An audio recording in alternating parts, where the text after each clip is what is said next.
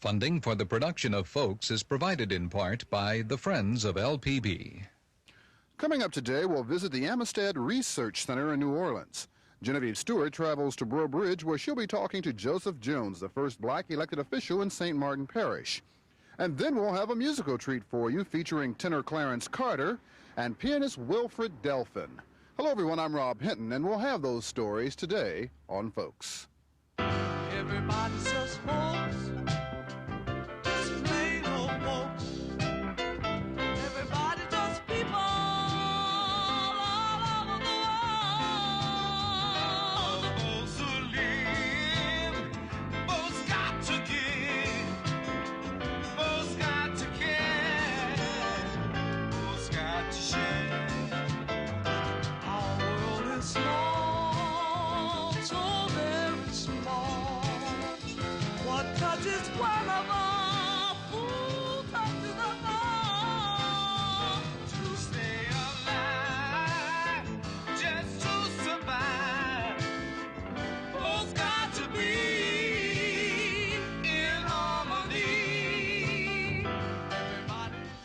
Everybody just folks. Just plain old folks. Just plain old folks. Everybody just folks. Everybody just folks. Just plain old folks. Just plain old folks. Everybody just folks.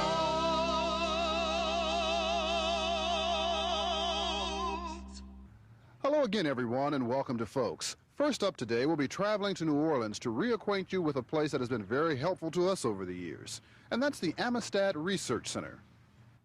Amistad Research Center, housed in the old U.S. Mint, was founded back in 1966 by the American Missionary Association and 6 AMA-affiliated colleges. It began at Fisk University. Since 1942, the United Church Board for Homeland Ministries, or specifically one branch of the United Church Board for Homeland Ministries, the American Missionary Association, had supported its race relations department at Fisk. And in 1966, I went there to direct the race relations department with the understanding that I would also start the Amistad Research Center. I had worked in colleges supported by the American Missionary Association prior to that, and I had used the enormous collection of records that the American Missionary Association had going back to the Amistad incident. So we used that as a nucleus to collect other materials related to the Afro-American experience in race relations in the United States. It's a library archives devoted to race relations and ethnic history, with a major portion of its collections being useful for the study of the Afro-American experience in the United States. Although it does have materials on Africa, quite a large collection has recently been received. Its primary, I think, supporting collections would be for the study of Afro-American history if we break down the minority group about which it holds the most materials. The center has collected more than 8 million manuscripts dating as far back as the late 1700s to the present day. Manuscripts that include letters, unpublished writings, and photographs. Material that documents the rise and fall of slavery, the social histories of various immigrant groups, and the efforts of numerous people who have fought and are fighting to make democracy a reality in this country. The center is used primarily by people who do research, but the material is available to anyone. The kinds of people who use it for sustained research are usually educators, authors of books, or graduate research students who are doing master's theses, PhD dissertations, etc. We have had school children who come. Of course, they do not use the primary resources. They usually use our book collection. We do have a substantial amount of books on some subjects that are at the juvenile level. Amistad has a staff of 12, and its financial support comes almost entirely from private gifts and grants. However, there is a national support group known as Friends of Amistad that helps out. We get grants from foundations and from the government. We have had 3 grants from the National Endowment for the Humanities. difficult for me to count quickly how many grants we've had from the Louisiana Committee for the Humanities, but we've had several grants from them. We've had 2 grants from the Ford Foundation, grants from the Rockefeller Foundation, 21st Century Foundation, Exxon Educational Corporation, and places like that. But we're always begging money. Then there is a national group called Friends of Amistad, a membership organization that contributes to our support. The material collected at Amistad was originally supposed to get into textbooks, but according to Dr. Johnson, that has not happened yet. What we feel is that people will come here, do specialized studies, monographs, and these will be digested by the people who write textbooks, and eventually the information will end up in a textbook. But I would say that from the day that research begins in the center until that might reach the textbook would be at least a decade. It takes a long time for that to happen. But it's growing. The literature is growing. I think that textbooks are given a fairer treatment of ethnic minorities today than ever before, but certainly not adequate. There still needs much to be done. And it's still too small, and always the interpretation is not what we think it should be. Of course, we don't tell people how to interpret the material that's here, but we feel that there is still a good deal of racial prejudice that creeps into textbooks that are being written. How has Amistad grown since 1966? Well, we began with the Archives of the American Missionary Association dating from 1839 to 1882. That was the first collection, first one processed. These records at that time numbered approximately 350,000 pieces. Well, as I say, we now have over 8 million manuscript pieces, so it's a tremendous growth. And if we had the staff to do the collecting, if we had the staff to do the processing, we could grow even more rapidly. But I should point out to you that we have the records of over 70 organizations and institutions, some of them national in scope, and matter of fact, several of them are international in scope. Some of them are local, regional, statewide institutions.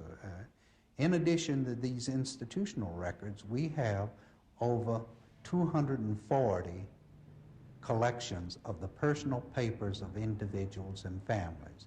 Some of them of great prominence, some of them of lesser prominence, I should say not as well known nationally or internationally, but people who made important contributions to their community and things like that. One project that the center has recently completed is a series of 5 videotape multi-image shows entitled Arclight. The shows deal with the history of Black Americans, other ethnic groups, and race relations. It's a multi-image presentation. The first show is about the Amistad Research Center and its collections and services. And the other 4 shows are about Louisiana blacks and race relations. I said blacks advisedly because other ethnic groups are included. But again, the focus, the emphasis is on blacks, on Afro-Americans. And those 4 shows span the period from the colonial times to the recent past, so that in roughly an hour, you may take a very quick tour of Louisiana ethnic groups as depicted in Arclight. Some of the interesting things about Arclight, I think, would be the music composed by some of the Creoles of color of the 19th century and some of the folk songs. Many people might have forgotten this particular kind of music and might not have heard it. It is not that it has not been heard or used, but And in the past 20 years, I would say a lot of things that were once known to people of an older generation are not known to people of a younger generation, so that that particular kind of presentation can fill in information for them and let them actually hear the music that was composed by some of these earlier black composers. The tapes are available to any group free of charge. However, there is a $25 deposit which is refunded when a tape is returned. Here is an excerpt from one of the tapes entitled You Make Us Free, the Amistad Adventure. It tells how Amistad got its name. On the morning of June 28, 1839, in Havana, Cuba, the schooner La Amistad set sail. The ship carried a heavy cargo, staple goods, dishes, cloth, jewelry, and human bondsmen. 53 Africans captured illegally in what now is Sierra Leone. The captive Africans had been transported and sold in violation of international law that abolished the Atlantic slave trade. The intended fate for most of La Amistad's human cargo? Hard labor on plantations down coast from Havana. The center has experienced tremendous growth over the last 18 years, and officials at Amistad anticipate a bright future. I have to say that it's going to continue to grow. We're going to expand our operations. We're going to add programs that we don't have now. And someday we're going to have a great big elaborate building perfectly equipped for all these programs and for our archival activities. Now, Amistad is truly a resourceful place. If you're ever in New Orleans, I suggest you check it out. It'll definitely be worth your while. Our next story takes us to Breaux Bridge, Louisiana. It is there that Genevieve Stewart talked to Joseph Jones, the first black elected official in St. Martin Parish. I'm a kind of person that burns the bridges behind me. I don't like to talk about failure too much because I don't confess failures. I don't know if I failed. I don't ever remember failing in school. But in my pursuit, I usually, like I said before, I don't look back. I'm always looking ahead. Because I believe that if I back up, it's going to take twice as much time to reach that particular point. And that's why I cannot back up, because the bridge has been destroyed. So I'm either at a standstill or I'm moving forward. And that's the way I view life. So I don't consider myself failing. I might not do as well in one thing as I would like to, but I didn't fail. I think I got the message across. So failure has no place in my life. Indeed it doesn't. Jones was the first black from Breaux Bridge to finish college. 30 years ago, while teaching in the public schools, he began a pest control business. Step by step, Joe Jones set goals for himself and pursued them. If man have a vision in life, a goal, and you're always working towards that particular goal, you cannot fail. You will achieve to some degree.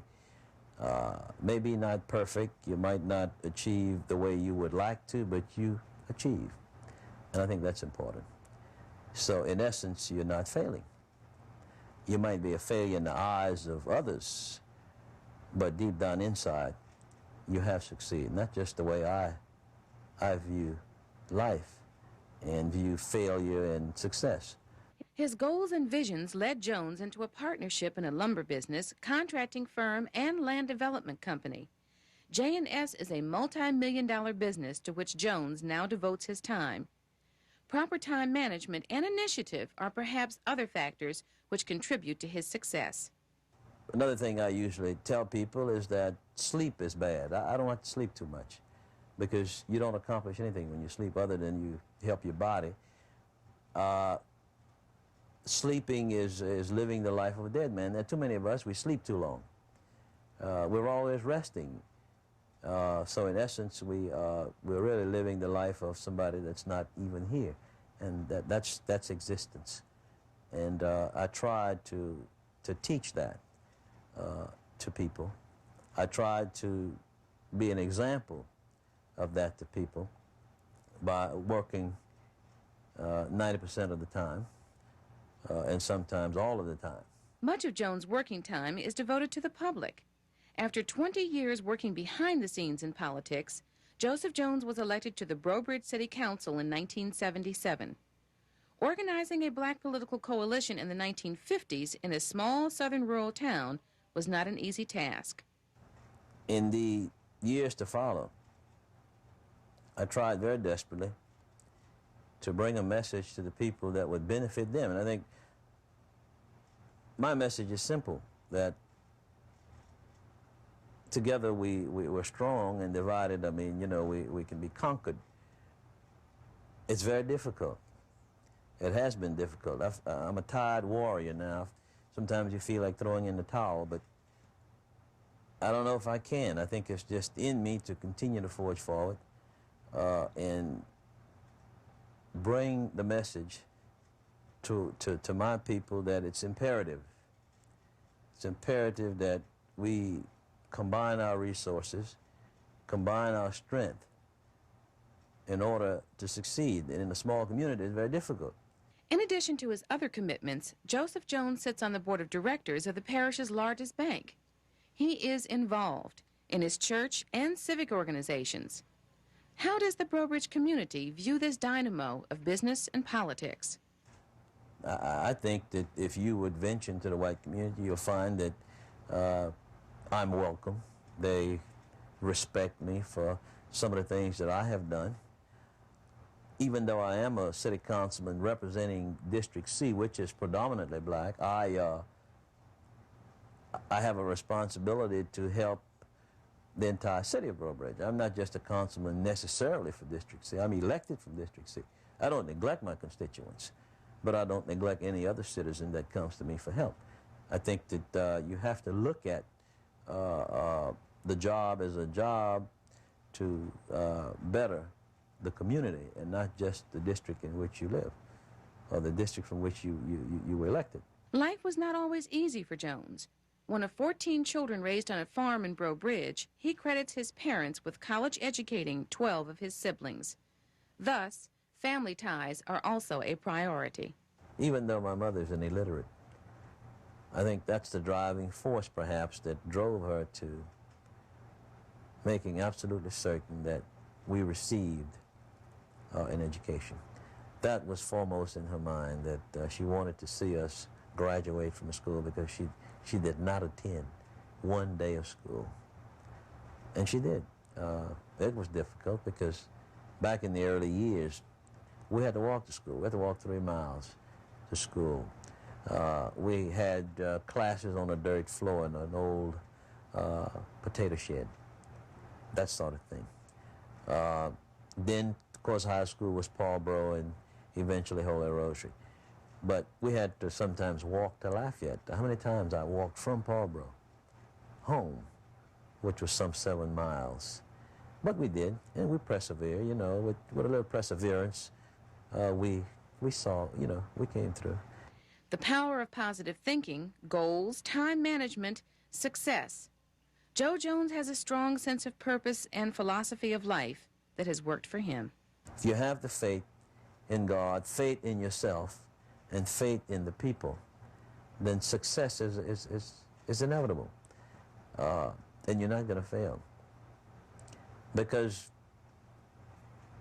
from the standpoint of religion, there's no failure if you believe in God. You don't fail. I think that's important. I think this country, this whole country, is moving away from that philosophy. And I think that's bad. I think we need to, first of all, have a strong religious conviction. And if we do, then we will not fail. There will be no more wars. There will be no hunger. See, you wipe all this out with that, because naturally you believe in yourself. If you believe in God, you're going to believe in yourself. And you're going to believe that you're here for a purpose. Someone said somewhere, or read somewhere, where an author said that a man should be afraid to die until he has done something for humanity. I believe in that. How many of us are ready to die in this country? How many of us are actually doing something for humanity? We're not, and I think I am. Closing out today's show, a bit of music, classical music featuring tenor Clarence Carter of New Orleans and his accompanist, Wilfred Delphin.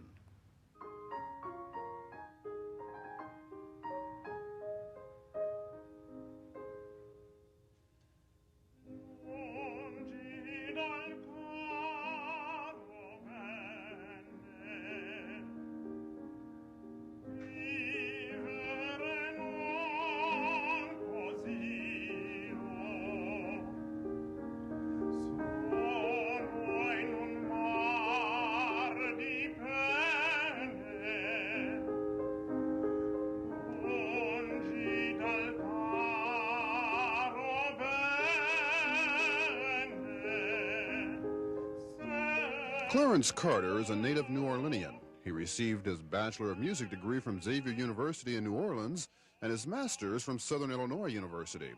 But Carter's interest in singing began long before his college days. First of all, I was always interested in singing. As a child, I sang in the Catholic boys choir in the church.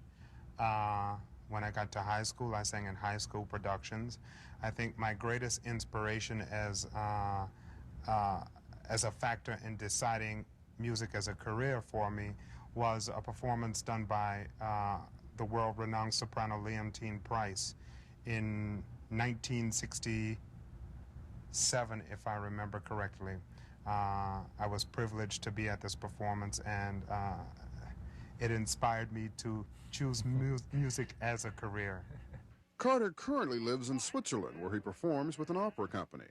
I was engaged in the theater as a chorus singer. After my first year, I began to receive solo parts. I'm still singing in the chorus, but for next season, I'm scheduled to do 4 solo roles, which I'm very pleased about. It's giving me an opportunity to branch out slowly, which is the way I wanted to do it, into solo repertoire, as opposed to full-fledged solo repertoire as my first engagement. Carter's accompanist for this recital at Southern University was Wilfred Delphin, part of the dual piano team Delphin and Romaine. Growing up in a small town like I did, we didn't have the advantage of hearing people like Miss Price. So for me, I suppose music was the result of our church choir needing a pianist to play. My aunt had played all before I came along, and there was nobody to take over for her. So that was one immediate reason. But then I really never, in those early days, considered going into a professional career as a performer. I always wanted to be a college teacher, and I wanted to teach music, but to teach primarily. It was only well after I graduated from undergraduate school, Xavier, over in New Orleans, that I decided to pair off with Edwin Romaine and pursue a career as a duo pianist. Delphin has performed with many of the country's leading orchestras, including the New Orleans Philharmonic, the Atlanta Symphony, and the New York Philharmonic. He has also given recitals in the Kennedy Center, Carnegie Hall, and the White House. Back at Xavier, when that was my first opportunity to see and hear traveling artists. I mean, we'd go to the symphony there, or we'd go to different recital series. And it always seemed like something so dreamlike, so far beyond what what was ever in my vision to want to do. And then when it turns out that you are actually able to do those things yourself, you realize, on the one hand, that you can do it just like anybody else can do it, so then it becomes a very real thing. And I mean, the fact that you've played at Carnegie Hall once doesn't mean so much anymore. You want to go back and play a third and fourth time, or the fact that you've played with some symphony once doesn't mean that much, because you've done it once and you know that the opportunity is there. So you want to go back, you want to be a part of their regular subscription roster. So it's there's a lot of personal satisfaction that you get from having done those things, but then you realize that it was never really that unattainable in the first place. All you have to do is work hard and get some good breaks.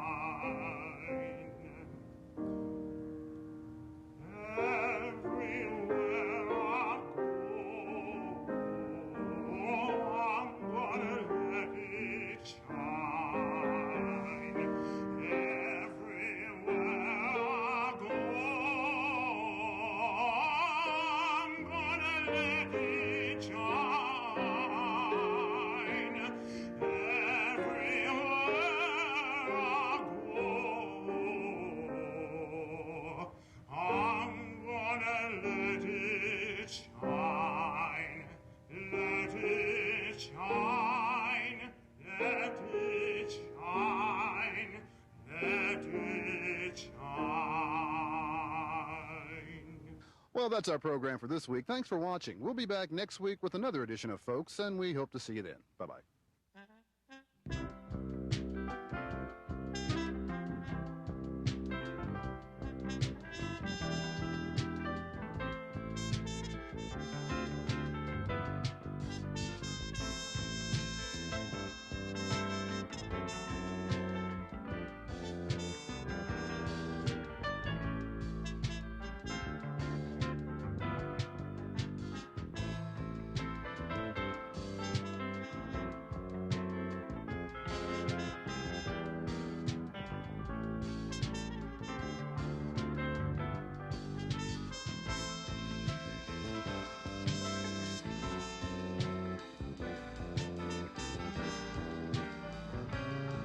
Funding for the production of Folks is provided in part by the Friends of LPB.